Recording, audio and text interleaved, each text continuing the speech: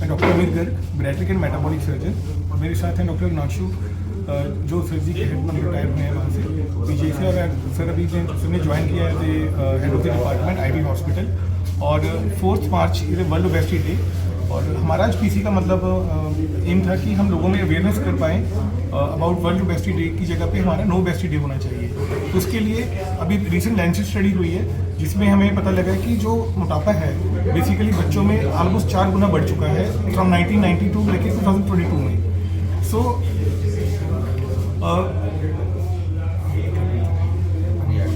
Reason क्या है doctor साहब ओबेसिटी के रीज़न? मोटापे के से कई प्रकार के रीजन हैं, जैसे कि sedentary lifestyle, high calorie diet, hereditary factors, hypothyroidism और जेनेटिक फैक्टर्स। इसको मोटापे से कई प्रकार की बीमारियां होती हैं, जैसे कि type 2 diabetes, hypertension, sleep apnoea, infertility और कई प्रकार के कैंसर्स हैं जो मोटापे से एसोसिएटेड हैं।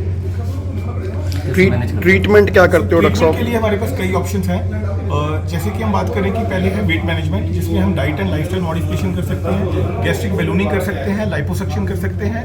लेकिन जो लॉन्ग टर्म और साइंटिफिकली प्रूवन मेथड है वो है बैरियाट्रिक सर्जरी। बैरियाट्रिक सर्जरी अगर आपका BMI 35 से ज़्यादा है प्लस आपको डायबिटीज़ है, then it is a medically indicated and it is covered by all mediclaim insurance companies. जो डायबिटीज़ में वेट लॉस होता है कई बार डायबिटीज़ में, तो उसको कैसे कंट्रोल किया जाए? सो डायबिटीज़ को जो है बहुत डीपली मोटापे के साथ लिंक किया गया है। इसको हम डायबिटी भी कहते हैं और मेटाबॉलिक सिंड्रोम भी कहते हैं। सो जो 90% पेशेंट्स में होता है वो टाइप 2 डायबिटीज़ होता है, मतलब कि आपका पैनक्रियास काम कर रहा होता है लेकिन इंसुलिन रेजिस्टेंस होती है। सो जैसे ही हम बैरियाट्रिक सर्जरी करते हैं तो आपने देखा है कि 90% पेशेंट्स में डायबिटीज़ जो है विदिन 10 डेज टू 15 डेज में रिजॉल्व कर जाती है। तो अभी जो रिसेंट गाइडलाइंस हैं, अगर आपका वेट 120 kg से ज़्यादा है तो डायबिटिक सर्जरी और bariatric surgery is the first line of treatment rather than medical therapy और इंसुलिन थेरेपी। डायबिटीज़ में जो है वेट लॉस होता है कई बार दवाइयाँ खाने के बाद। सो जो डायबिटीज़ की मेडिकेशन हम लेते हैं जैसे कि मेटफॉर्मिन है, उसका काम होता है इंसुलिन रेजिस्टेंस कम करना।